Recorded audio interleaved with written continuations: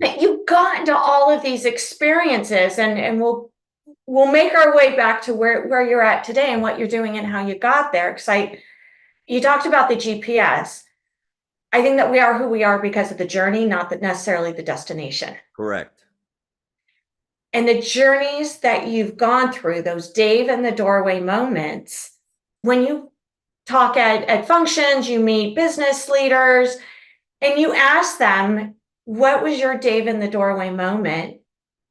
What are some of the responses you get once they understand what a Dave in the doorway moment is? So maybe let's clarify that or reiterate it. Yeah, that the Dave in the doorway moment is basically a seemingly insignificant encounter fueled by the spirit of service. How that leads to unexpected results.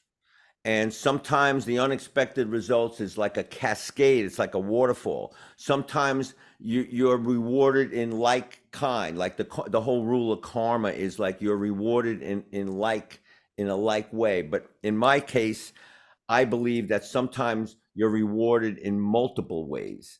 It far encompasses the little moment of engagement with Dave in the doorway. That was 5 minutes, but I got one of the biggest gigs of my life. I met the person that I'm still with today, 38 years later, happily married.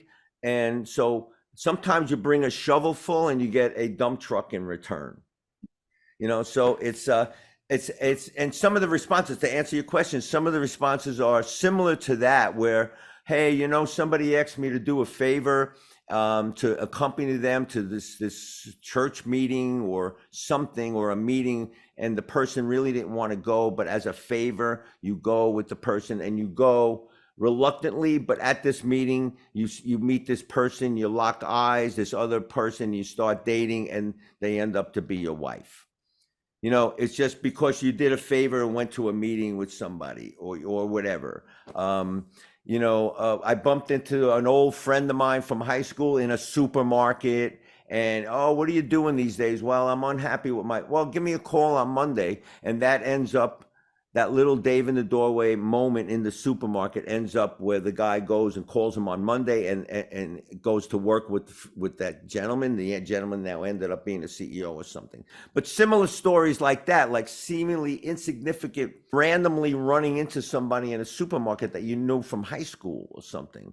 So in the bigger picture, Krista, you wonder, is there like a mechanism, a higher power at work in our lives that is guiding you? What made Dave go to that concert in New Haven, Connecticut that night? Did he know when he left his house he's going to find a drummer for an act that he hasn't even signed yet?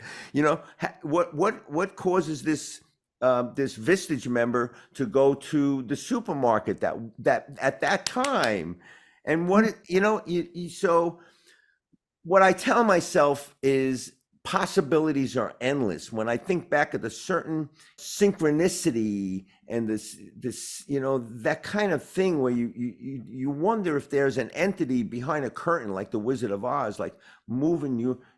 And then big picture, Kristen, sometimes I lay awake at night going, was my 58-year playing career, did I do that for 58 years to learn lessons in order for me to impart those lessons to other people in the last chapter of my life? I'm 72 now. I've been only speaking for 3 years or something, 2 or 3 years. So that's relatively a small little sliver than the 58 years I did prior. But now, was that the purpose of me spending all those years on a tour bus and in a studio and learn those lessons so I can impart those lessons to other people? I wonder.